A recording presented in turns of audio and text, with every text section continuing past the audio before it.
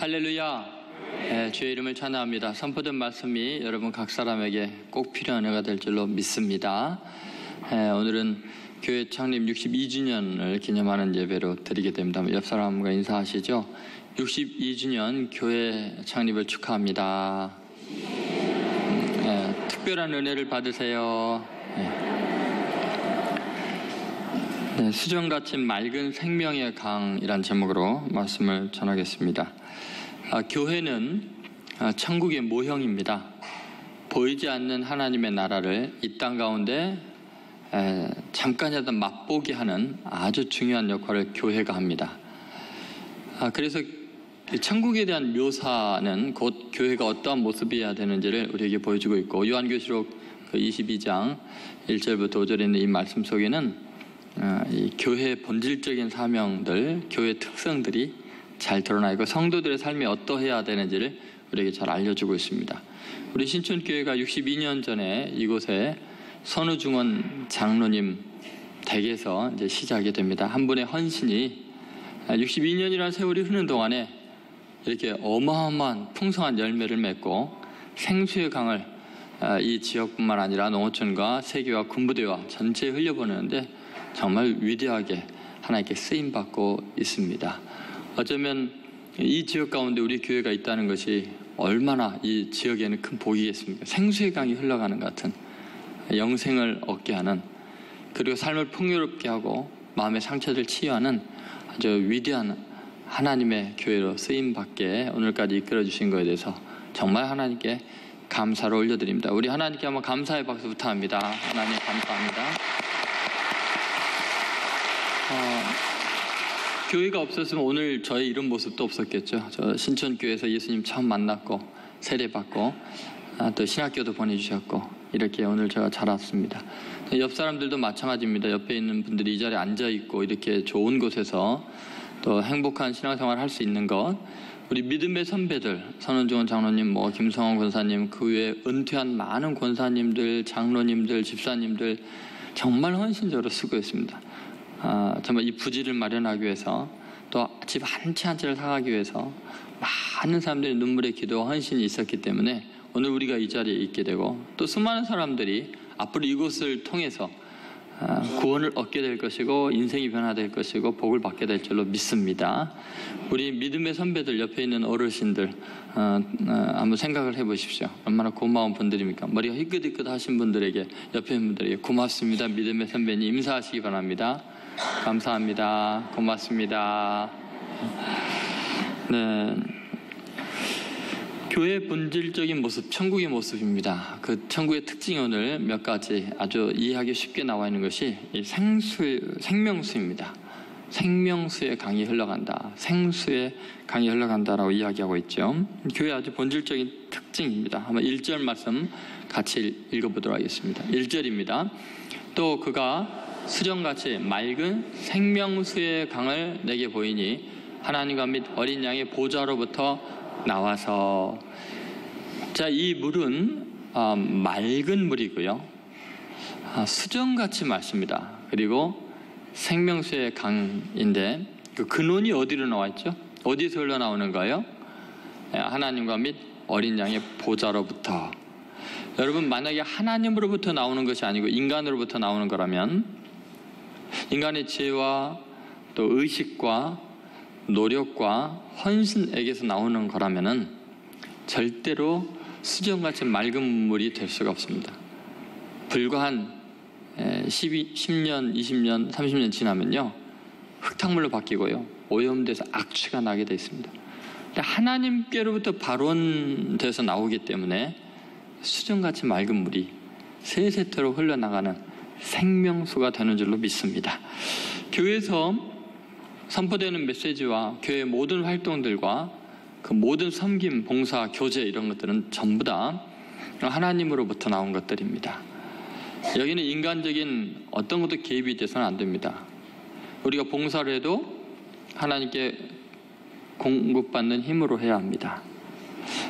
선포되는 메시지도 인간의 지혜와 자기 철학과 자기 신념과 자기 신앙의 스타일을 전하는 것이 아니고 철저하게 하나님의 말씀, 그 하나님의 말씀이 흘러나오게 해야 합니다. 왜냐하면 인간은 아무리 지혜롭고 수양을 쌓고 도덕을 잘 훈련을 받아도 예의범죄를 잘 지키고 문화적인 소양이 있고 여러 가지 지식이 있을지라도요, 인간에서 나오는 거라는 게요, 결국은 교만하고 음란하고 시기하고 아주 독한 악이 포장이 잘 돼서 나옵니다. 좋은 종교의 모습으로 좋은 예의 범죄로 그렇게 돼 있죠.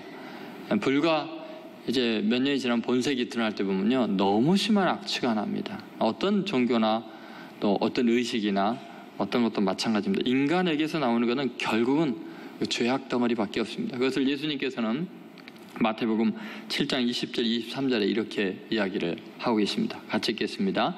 또 이르시되 사람에게서 나오는 그것이 사람을 더럽게 하느니라. 속에서 곧 사람의 마음에서 나오는 것은 악한 생각 곧 음란과 도둑질과 살인과 간음과 탐욕과 악독과 속임과 음탕과 질투와 비방과 교만과 우매함이니 이 모든 악한 것이 다 속에서 나와서 사람을 더럽게 하느니라. 그렇죠? 사람에서 나오는 거요, 굉장히 세련되는 게 나온 것 같지만요, 결과를 보면 여러분 아시죠?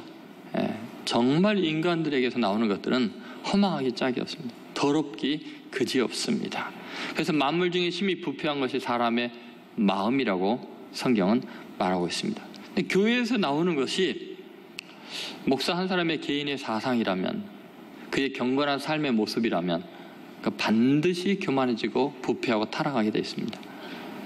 여러분, 어떤 장로님이나 권사님의 힘에 의해서, 물리력에 의해서 교회가 운영이 된다면 그것도 반드시 쪼개지고 타락하고 싸우고 다투고 되어 있습니다. 그런데 여러분, 교회는 그런 곳이 아닙니다. 인간에게서 나오는 게 아니라 하나님과 어린 양의 보좌로부터 나오기 때문에 세월이 가도 해맑아야 합니다. 수정같이 빛나야 합니다. 여러분, 이것이 교회의 아주 중요한 특징입니다. 그런데 하나님으로부터 나오는 거라고만 하지 않고 어린 양의 보좌라고 나온다는 걸 돼 있죠. 왜 그랬을까요? 어린 양은 민수기 또 레위기 이런 데 보면은 예수님을 상징하는 희생의 제물입니다. 그러니까 인간이 죄를 지으면 죄값을 죽임을 당해야 되는데 흠없는 어린 양이 피 흘려 대신 죽임을 당하고 그 피를 뿌림으로써 인간의 죄가 사함받는 제사제도를 하나님께서 인류에게 만들어주신 거죠. 그것을 통해서 하나님의 외아들인 예수님이 이 땅에 오셔서 희생의 제물로 어린 양으로 죄를 씻는 역할을 할 것을 미리 맛보게 해주는 거죠. 그래서 우리의 죄가 예수 그리스도의 보배로운 피로 깨끗하게 씻어지고 용서받는다는 것을 오랫동안의 종교의식과 제사를 통해서 알게 해주신 겁니다. 그리고 실제로 이제 그 일을 할 때, 바로 이것을 깨닫게 하려고 앞에 제사 제도가 그렇게 있었구나라는 걸 알게 되는 거죠. 다시 말해서 천국에서 어린 양의 보호자로부터 생명수가 흘러나와서 만국을 씻어주고 소생하게 한다는 것은 바로 여전히 우리가 바라볼 천국에서의 영원한 생명의 근원, 구원의 희망도 예수님의 십자가의 보혈이라는 것입니다. 그러니까 교회에서 선포되어야 되는 것들은 바로 이 구속의 은혜입니다. 십자가의 보혈, 오직 예수님밖에 드러낼 것이 없는 줄로 믿습니다. 어떤 목사 한 개인의 능력도 아니요, 어떤 장로님이나 권사님들의 헌신이 전부가 아닙니다. 그것들은 아무것도 아닙니다. 오직 예수 그리스도의 십자가의 구속의 그 큰 사랑, 내 죄를 완전하게 씻어주는 그 생수의 강 같은 그 사랑 때문에 우리는 더럽고 추악한 죄악이 수정같이 맑은 생명수로 흘러가게 되는 줄로 믿습니다. 찬송가 258장에 보면은 샘물과 같은 보혈은 임마누엘 피로다. 이 샘의 죄를 씻으면 정하게 되겠네. 샘솟듯 하는 피관새 한없이 있도다 라고 이 보혈의 능력을 찬양하고 있습니다. 여러분, 교회에서부터 흘러나오는 예수 그리스도의 보혈의 이 생명의 수가 얼마나 사람의 죄를 정결케 하고 완전하게 씻는가. 모든 것을 깨끗하게 씻습니다. 예를 들어서 자기 행위로 저지른 죄악, 그것을 완전하게 씻습니다. 예수님께서 성전에 계실 때 가늠하다가 현장에서 잡힌 여자를 사람들이 끌고 왔습니다. 너무 더러운 여자이기 때문에 사람들이 다 돌로 쳐 죽이려고 작심을 했습니다. 예수님께서 놀랍게도 나도 너를 정죄하지 아니하노니 가서 다시는 죄를 범치 말라 하셨습니다. 아무도 그녀에게 손가락질을 못했습니다. 그녀는 그 즉시로 깨끗함을 얻었습니다. 그리고 다시는 죄 안 짓고 살 수 있는 능력을 얻었습니다. 예수님 앞에 나오면 그분에게서 흘러나오는 보혈의 능력이 수정같이 맑은 생수의 강이 완전하고 깨끗하게 모든 지난날의 행위를 씻어주는 줄로 믿습니다. 그뿐만 아니라 육체의 질병, 정신적인 질병, 또 세상 사람들이 보기에 천벌이라고 하는 그런 몸의 질병이나 정신적인 질병까지도 깨끗하게 씻어주십니다.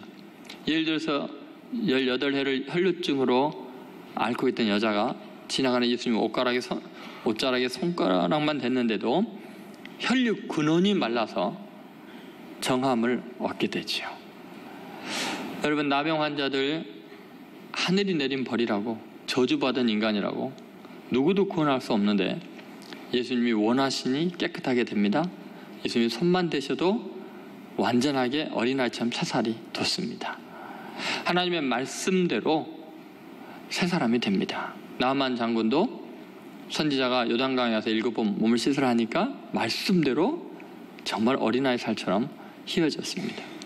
여러분, 하나님의 능력은 무궁무진합니다. 주님의 그 보좌에부터 흘러나오는 이 수정같이 맑은 생수의 강이 지나가면 우리는 완전히 새 사람이 되고 깨끗하게 씻어질 줄로 믿습니다. 교회는 이런 곳입니다. 교회는 씻음 받는 곳입니다.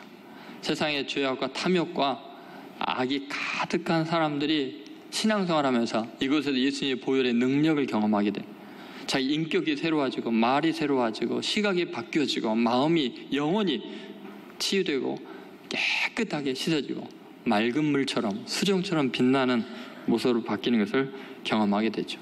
천국이 어떤 곳이냐? 천국은 바로 그렇게 수정같이 맑은 생수의 강이 흘러서 새롭게 하는 것입니다. 그래서 이 요한계시록 21장 5절에 보면 천국의 특징을 그렇게 말합니다. 같이 읽겠습니다. 보좌에 앉으신 이가 이르시되 보라 내가 만물을 새롭게 하노라 하시고 또 이르시되 이 말은 신실하고 참되니 기록하라 하시고, 여기 보면 보라 내가 만물을 새롭게 하노라. 여러분, 교회는 만물을 새롭게 하는 하나님의 전인 줄로 믿습니다. 주의 전에 와서 주의 말씀을 드리고 예배드리고 주님을 만나고 가면 반드시 여러분이 지나간 모든 행위가 씻어지고 여러분 인격이 새로워지고 여러분이 새 사람이 돼서 천국을 맛보는 수정같이 맑은 생명수의 강 같은 사람들이 될 줄로 믿습니다. 여러분, 이것이 얼마나 중요한가 한번 생각해 보세요. 요한계시록 21장 4절에 왜 그렇게 만물을 새롭게 한다고 하는지 나와 있습니다. 같이 읽겠습니다. 모든 눈물을 그 눈에서 닦아 주시니 다시는 사망이 없고 애통하는 것이나 곡하는 것이나 아픈 것이 다시 있지 아니하리니 처음 것들이 다 지나갔음이로라 이렇게 이야기합니다. 여러분, 예수님의 보혈의 능력으로 말미암아 우리는 놀라운 은혜를 경험합니다. 내가 내 자신을 용납할 수 없어서 한없이 눈에 눈물이 흐르고 질병과 또 인간관계에 깨어진 것 때문에 정말 죽음 같은 삶을 경험하고 있는데 예수님 사랑을 경험해 보십시오. 나 같은 죄인을 너무나 사랑하셔서 십자가의 보혈을 흘려 죽으신 그분의 은혜를요 깨닫고 알게 되면요 다시는 눈물 흘릴 일이 없습니다. 다시는 절망하지 않습니다. 다시는 죽음의 두려움을 경험하지 않습니다.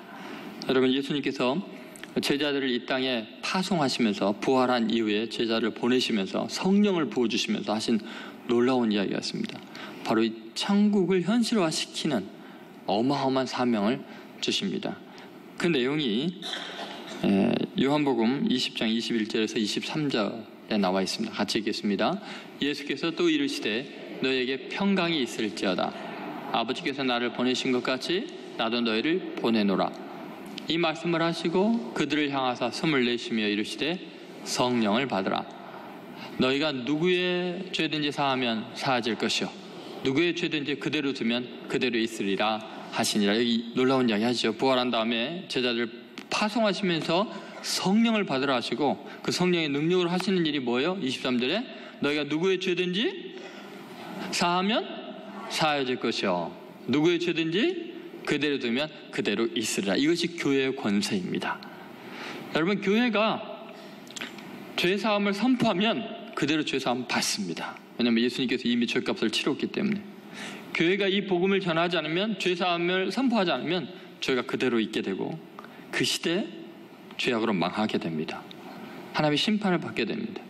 여러분, 그리스도인 한 사람 한 사람은 예수 그리스도로 죄 용서를 받았을 뿐만 아니라 성령을 받음으로 여러분의 입에 말대로 됩니다. 여러분이 가정의 식구들, 여러분의 상처 준 이웃들, 여러분이 저주하고 용서하지 않으면 그대로 됩니다. 그러나 여러분이 그리스도의 십자가의 구속의 은혜를 경험했기 때문에 나를 이 땅에 남겨주시고 파송한 이유가 저들의 죄를 사하는 놀라운 사명을 주셨다고 믿는다면 여러분이 어떤 어려움을 겪고 어떤 억울한 일을 당해도 그들을 향해서 죄 용서를 선언하고 그들을 축복하고 사랑한다면 그들은 천국이 어떤 곳인지 각박한 이 현실 속에서 경험하는 거예요. 수정처럼 맑은 생명수를 경험하게 되는 거예요. 자신들의 죄가 용서받고 씻음받는 하나님의 능력을 성도들을 통해서 경험하게 되는 거죠. 그것이 복음을 전하는 것입니다. 그래서 그리스도인들은 끊임없이 핍박을 받습니다. 아니, 왜 그렇게 죄도 안 짓는데 나쁜 짓도 안 하는데 세상이 미워하고 우리를 핍박할까요? 그들에게 죄사함의 맛을 느끼게 하기 위해서요. 천국이 어떤 곳인지, 얼마나 흉악한 죄인도 용서받고 깨끗하게 사함받는지를 우리 그리스도인들을 통해서 체험할 수 있는 기회를 주시기 위해서 우리를 핍박하는 겁니다. 선양원 목사님, 자기 아들을 죽인 그 자를 용서하고 양아들로 삼잖아요. 그걸 보면서 천국을 맛보는 거죠, 세상 사람들은. 여러분, 정말 수정같이 맑은 생명수가 여러분을 통해서 흘러가기를 바랍니다. 월요일 날 또 직장에 가면 생명수를 흘려보내야지. 악취를 풍기면 되겠어요? 너 나 미워했지? 두고 보자. 내가 너 가만히 두나 보자. 용서가 없잖아요. 여전히 악취가 나잖아요. 여러분, 세상에 오물이 가득한데 끊임없이 생명수를 흘려보내면 세상이 맑아질 줄로 믿습니다. 복음을 흘려보내는 사명이 있습니다. 그것이 교회가 할 일이에요. 근데 교회에서 악취가 나면 되겠습니까? 교회에서 용서 못하면 되겠습니까? 교회에서 분명히 주님 말씀대로 너희가 누구의 죄를 사하면 사하질 것이다. 믿으시기 바랍니다. 옆 사람한테 한번 이야기해 보세요. 너의 죄를 사하노라. 그렇게 될 줄로 믿습니다. 오늘 집에 가서 이야기하세요. 두 번째, 생명나무예요. 천국의 모형, 교회의 아주 중요한 특징은 생명나무입니다. 생명나무의 특징은 열매가 달마다 새로운 열매가 열리는 풍요롭습니다. 그뿐만 아니라 그 잎사귀라는 만국이 치유받는 어마어마한 치유의 능력이 생명나무에 있습니다. 자, 2절 3절 교회 또 천국의 모습이 이래야 합니다. 자, 같이 읽겠습니다. 2절 3절이 있습니다. 길 가운데로 흐르더라. 강 좌우에 생명나무가 있어 12가지 열매를 맺되 달마다 그 열매를 맺고 그 나무 잎사귀들은 만국을 치료하기 위하여 있더라. 아멘. 여러분, 하나님의 나라 또 이 땅에 세워진 교회 그리스도인들의 특징이 뭐냐면 정말 새로운 열매를 풍요롭게 맺는 삶입니다. 갈라디아서 2장 20절의 말씀처럼 오직 성령의 열매는 사랑과 희락과 화평과 자비와 양성과 충성과 절제와 이런 성령의 9가지 열매들이 있잖아요. 그런 식으로 교회는 이 땅에 정말 결핍을 채워주는 일을 해야 됩니다. 여러분, 천국에 갈 때 우리의 놀라운 감동은 뭐냐면 조금도 부족함이 없는 거예요. 어떤 결핍도 다 채워주는 것이 천국입니다. 그것도 그냥 배부르게 하는 게 아니라 대단히 입맛을 돋구어주죠. 한 나무에 12가지 열매가 달마다 새로운 것이 열린다는 건 이 땅에서는 맛볼 수 없어요. 천국에서만 맛볼 수 있습니다. 여러분, 사람들이 교회에 왔을 때 경험하게 해야 되는 것들이 뭐냐면, 와, 교회는 정말 풍요롭구나, 정말 은혜가 넘치구나, 정말 사랑이 많구나, 내가 이 권사님 앞에 처음 인도받아서 왔는데 잘할 때 보니까 저 집사님이 나를 키워주고, 또 그런가 했더니 저 장로님이 나를 격려해주고, 또 내가 어려울 때, 내 자녀들이 어려울 때 또 교회에서 장학금을 주고 섬겨주는. 여러분, 세월이 갈수록 교회 생활하는 게 은혜 받는 겁니다. 날마다 새로운 놀라운 공급함을 받고, 내 결핍이 하나님의 은혜를 통해서, 성도들의 사랑을 통해서, 교회 섬김을 통해서, 교제를 통해서 채워져 나가는 풍요로움을 맛보는 거죠. 근데 교회에 오면 세상과 다르게 빼앗기는 것이 아니라 풍요로워지는 거예요. 천국을 맛보는 삶을 경험하게 됩니다. 여러분 믿습니까? 저는 그렇게 자라왔어요. 어렸을 때 우리 신천교회 와서요, 온통 사랑을 받았습니다. 필요한 것이요, 결핍됐다고 생각하면 신기하게 교회 누님들, 형님들을 통해서 다 채워주시고, 좀 잘하니까 집사님, 권사님들의 기도와 사랑으로 다 채워주시고, 신학대학원에 갈 때는 우리 교회에서 장학금 다 마련하고 저녁 장학금 다 해주셔서 신학대학에서 공부했죠. 온통 천국을 맛보면서 사는 인생이었습니다. 현실은 분명히 가난한데 부족함이 없었어요. 너무 풍요로운 것이 교회였습니다. 내게 부족함이 없으리로다. 그것이 천국의 모습이죠. 여러분, 그뿐만 아니라 놀랍게 천국은 치유하는 능력이 있습니다. 오늘 본문을 여러분 잘 보시면 놀랍게도 그 잎사귀가 어때요? 어떤 역할을 해요? 그 망국을 치료한다 그랬어요. 여러분, 교회에 오면은, 또 하나님의 나라에 가면은 모든 것이 치유가 됩니다. 중요한 것은 이런 거, 이 땅에 살면서도 또 어쩌면 우리가 천국에 가서도 그럴지는 모르겠습니다만, 결핍이 있고 또 아픈 것이 있고 슬픔이 있고 인간관계에 고통이 왜 없겠습니까? 그런데 문제는 뭐냐면 결핍의 상황이 아니에요. 병든 모습이 아니에요. 그것을 공급할 수 있는 끊임없는 열매가 있다면, 그것을 치유할 수 있는 그 치료제가 있다면 그 문제가 되지 않아요. 저주가 되지 않아요. 그럼 여러분 보세요. 분명히 가난했는데 풍요롭게 채워주죠. 지금 너무너무나 외롭고 힘들고 질병에 시달리고 있는데 정말 바로 고쳐지죠. 그러면요, 원래 풍요로운 것보다, 원래 건강한 것보다 훨씬 삶이 행복해집니다. 놀라운 은혜들을 경험합니다. 그러니까 저주가 되는 게 아니라 천국을 맛볼 수 있는 기회가 되고 하나님의 영광이 드러나게 되는 거죠. 교회는 그런 곳이어야 됩니다. 이 땅에서 시달리고 이 사랑이 굶주리고 물리적으로 궁핍한 사람들이 이곳에 와서 채워지고 치료받고 회복이 되는, 그래서 하나님이 살아계시는구나, 하나님이 나 같은 것을 이렇게 돌보시는구나, 하나님은 이렇게 위대하신 능력의 주이시구나, 그걸 맛보게 하는 것이 교회인 줄로 믿습니다. 그러한 천국의 모습, 교회의 모습, 하나님의 나라는 오래전에 예언이 되어 있고 그것이 예수님의 삶을 통해서 인류가 정말 현실로 맛보게 되고 오는 세상에서 이제 누리게 될 것입니다.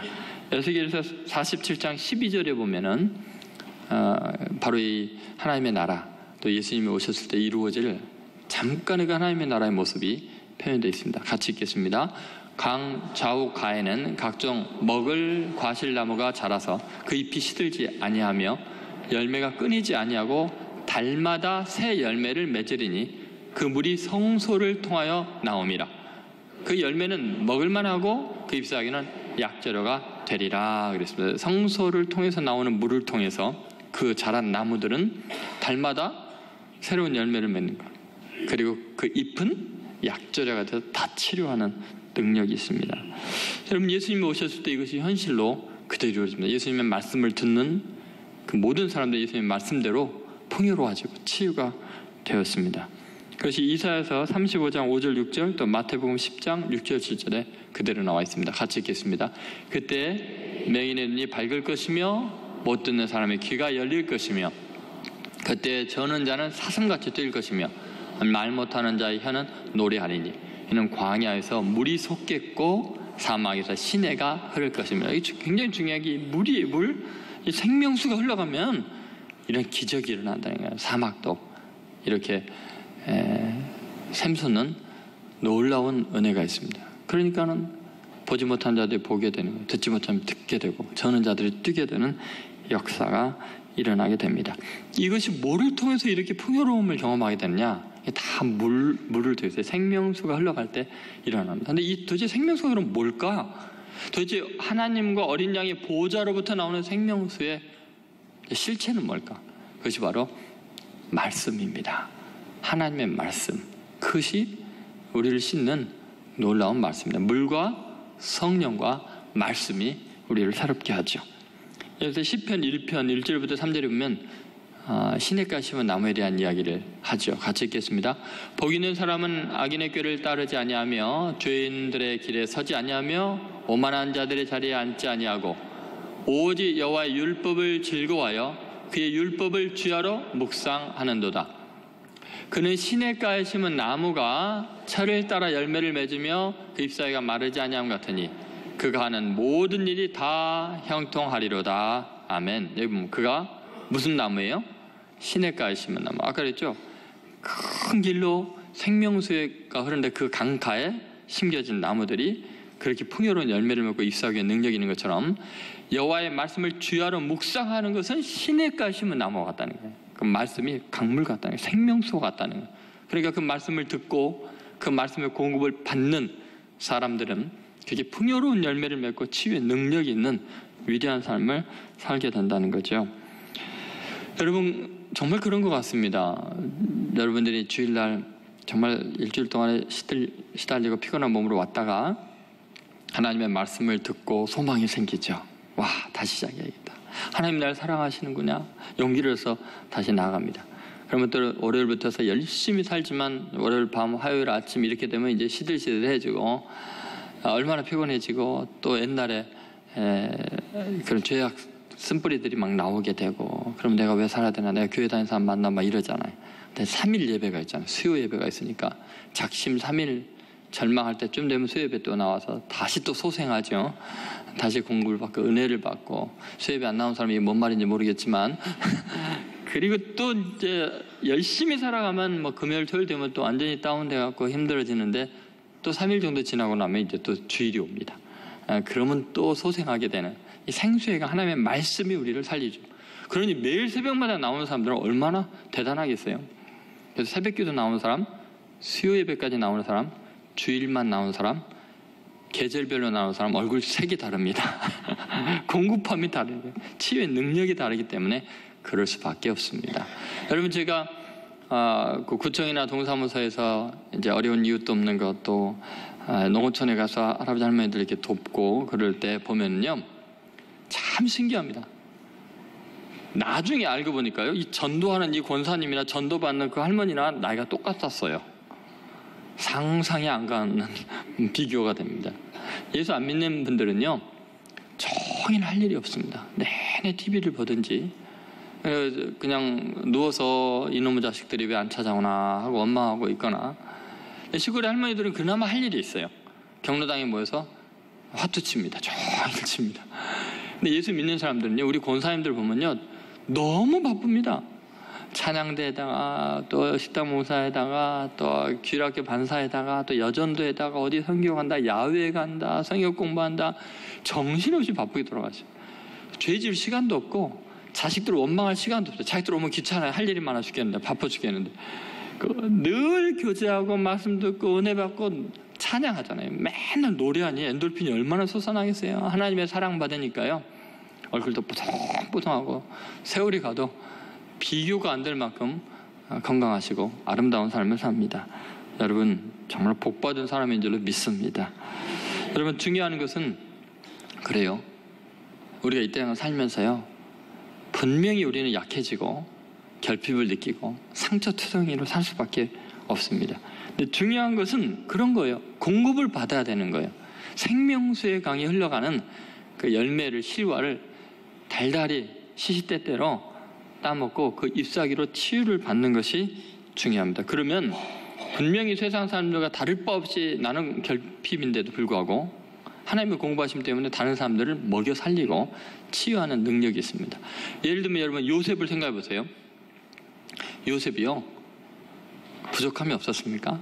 색동옷 잠깐 입고요 그 다음에 얼마나 비참해집니까? 그 계모들이 구박하겠죠. 아저씨 같은 그 이복 형들이 죽이려고 하잖아요. 노예로 팔아버렸죠. 얼마나 궁핍하고 처절한 삶을 살았습니까? 감옥에 갇히죠. 근데 참 놀라운 것은 요셉은 그 모든 결핍의 상황 속에서 수많은 마음의 상처를 받아서 만신창이가 될 것 같은 영혼을 가져야 되는데 너무 해맑고요. 요셉이 있는 곳마다 가는 곳마다 풍요로워지죠. 하나님께서 요셉으로 인해서 보디발 장군 그 집에 복을 주셨더라. 형통한 집이 되었더라. 감옥에 가니까 요셉으로 말미암아 그 감옥에 있는 사람들이 복을 받았더라. 뭐 이렇게 나와요.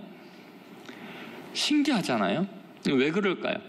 하나님이 요셉과 함께 하시니까.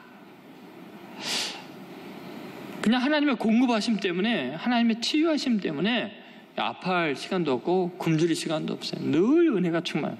고대운동에 수많은 사람들이 7년 대기근에 굶어 죽을 뻔했는데 요셉 한 사람 때문에 다 먹여 살리잖아요. 교회는 그런 곳이 돼야 돼요. 교회는 세상 사람들의 손가락질을 받는 것 같고 멸시를 당하고 핍박을 받아도 욕을 먹어도 교회가 세상을 살리고 세상을 치유하고 세상을 먹이는 줄로 믿습니다.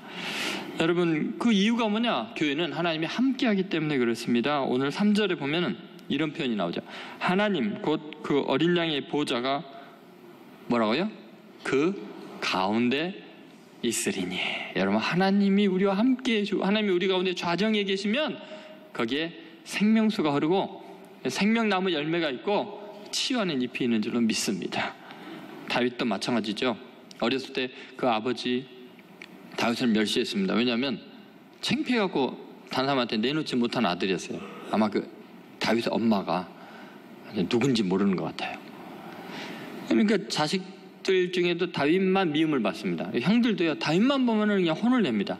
아버지 심부름으로 포도주와 떡과 잔뜩 군대 형들 문안 갔더니 형들이 이 교만한 녀석 여기까지 왔다고 막 혼을 내요. 그냥 보자마자. 그러니까 다윗은 정말 인간관계에 상처가 많고요. 그렇게 버림을 당합니다. 선지자 사무엘이 왔는데도 아들들 다 보여주라고 하는데 다윗은 안 보여주잖아요. 사무엘 선지자가 화가 나서 아들 있지 않냐고 또 데리고 오라고 하니까 할 수 없이 데리고 그에게 왕으로 기름 부어주죠. 여러분, 다윗은요, 삶이 그렇게 고달프고 힘겨웠을 텐데 한 번도 슬퍼한 기색이 없어요. 왕 의식을 가지고 살아갑니다. 사무엘 선지자가 왕으로 기름 부으니까요, 골리앗 만났는데 그냥 일반 소년이 아니에요. 왕이 할 말을 해요. 너가 감히 살아계신 하나님의 거룩한 군대를 모욕하는도다. 내가 너를 쳐 죽이리라. 하나님의 영광을 드러내리라. 여러분, 중요한 게 뭐냐면 내 형편은 아니니까 어차피 이 땅은 완전한 곳이 없어요. 그 모든 걸 초월해서 생수의 강이 내게 흘러오고 생명나무가 있고 열매가 있고 잎사귀가 있고 치유되면은 그냥 결핍 자체가 하나님의 능력이 입증이 되고 하나님의 살아계심이 나를 사랑하심이 드러나는 재료가 될 뿐이에요. 그것이 교회이고 성도들의 삶이죠. 여러분, 우리는 그 놀라운 능력으로 날마다 세상을 치유할 수 있어야 돼요. 세상을 먹여 살리는 것이 교회가 돼요. 그리고 제가 우리 교회가 62년 동안 해온 그 많은 일들, 지금도 하고 있는 놀랍게 세상에 수많은 사람들을 먹이고 치유하는 사건들 일일이 좀 시간이 없어서 소개를 못하겠어요. 저 시기가 뭐 잘못되니 왜 이렇게 빨리 가요? 할 말은 많은데 그래서 지금 이야기는 다 못해요. 선교와 구제와 봉사의 어마어마한 일들을 오른손이 아닌 왼손이 모르게 하고 있을 뿐이죠. 여러분이 자부심 느낄만 합니다. 자, 세 번째 특징은 왕노릇이에요. 교회와 천국의 특징은 왕노릇하는 거죠. 자, 오늘 말씀 4절 5절 같이 한번 읽어보겠습니다. 4절 5절 말씀입니다.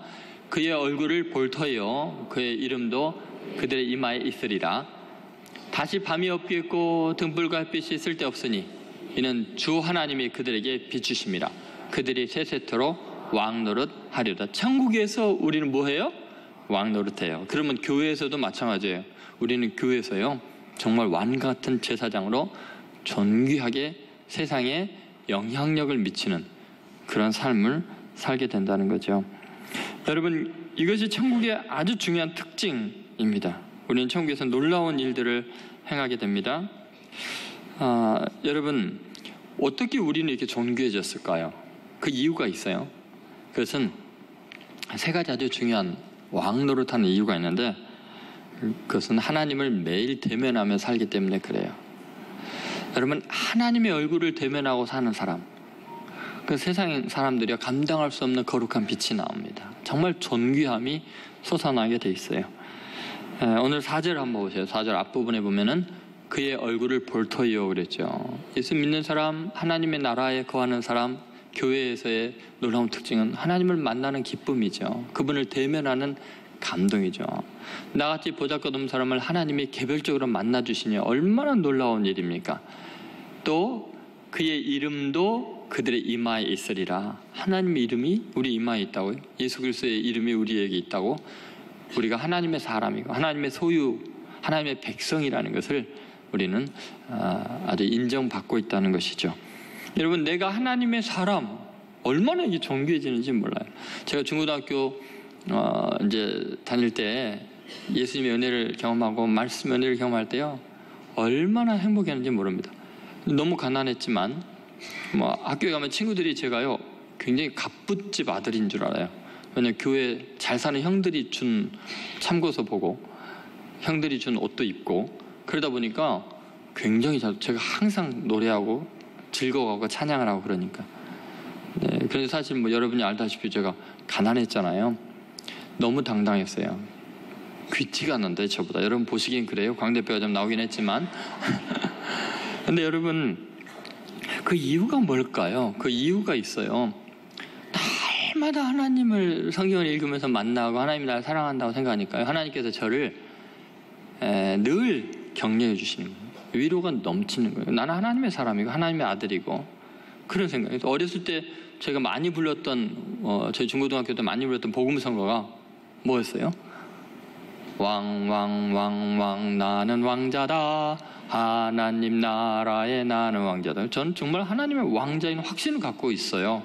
여러분 어떻게 볼지 모르겠지만, 나중에 왕자님을 잘못했다고 후회하겠지만, 어렸을 때부터요, 나는 하나님의 아들인데 하나님이 너무 사랑하는 귀한 왕자인데 나중에 이 세상을 다스리고 많은 백성들을 행복하게 하려면 백성의 형편을 알아야 되니까 가난하고 굶주린 사람들의 경험을 네가 좀 해라 해서 잠깐 가난하게 살게 하시는 것 같아요. 저는 정말 어렸을 때 그렇게 생각하고 있었어요. 내가 이 경험을 안 하면 내가 나중에 목사가 돼서 어렵고 힘든 사람을 어떻게 이해하겠는가. 하나님께서 미리 당신의 왕자님을 이곳에 보내셔가지고 경험하게 하시는구나. 여러분, 그리스도인들은 그렇습니다. 그러니까 늘 은혜 가운데 살아요. 하나님의 은혜가 있어요. 그 하나님의 사랑의 빛이 있어요. 세상 빛이 아니에요. 세상에서 오는 세상의 물질과 권력과 세상의 학위가 주는 그런 빛이 아니고 하나님의 은혜의 빛 때문에 찬란합니다. 기분이 늘 밝고 행복하고 좋아서 어쩔 줄은 모르죠. 근데 여기 5절에 나와 있잖아요. 5절 말씀 잠깐 보십시오. 5절에 있습니다. 다시 밤이 없겠고 등불과 햇빛이 쓸데없으니 이는 주 하나님의 그들에게 비추심이라. 그들이 세세토록 왕노릇하리로다. 여러분, 세상에 빛이 필요 없다는 거예요. 권력이나 돈이나 그런 것들 때문에 내가 웃고 울고 그런 거 아니에요. 그냥 있으면 더 좋고 없어도 아무 문제가 안 돼요. 왜요? 하나님이 내 빛이 되시니까. 하나님의 반사경인 내 자신이니까 그런 거죠. 그리스도인은 그런 것이고 교회는 그렇습니다. 여러분, 우리는 잊지 않아야 돼요. 하나님께 얼마나 존귀한 사람들인가. 그러니까 우리는 세상에서 사람들이 어떻게 핍박을 하든 어떤 상황에 있든 우리는 세상을 구원하는 사람들, 세상에 죄를 씻는 사람들, 세상을 먹여 살리는 사람들, 세상을 치유하는 능력 있는 사람들입니다. 노인들의 어머니라고 불리는 소 엘리저라는 여인이 있습니다. 이분이 1990년에요 노벨 평화상 후보에 올랐습니다. 도대체 어떤 여자길래 노벨상 후보에까지 올랐을까? 이분은 이탈리아 여자인데요, 중국에 선교사로 가려고 그 이탈리아 사람이 중국어를 열심히 배우고 평생을 신학을 공부라고 해가지고 드디어 파송이 됐습니다. 도착해서 얼마 있다가 폐병이 걸려가지고 복음을 전하기는 폐병 전하게 생겼어요. 그래서 본국에서 송환 명령을 내려고 불러와 버렸어요. 여러분 보세요. 중국어를 그렇게 열심히 공부하고 선교 주려고 목사 안수 다 받고 갔는데 아무것도 못하는 거예요. 돌아와서 그녀는 왜 나에게 이런 고난을 허락하십니까? 라고 기도하는 게 아니라 나에게 무엇을 원하십니까? 하나님, 제가 무엇을 하기를 원하십니까? 그렇게 기도했어요.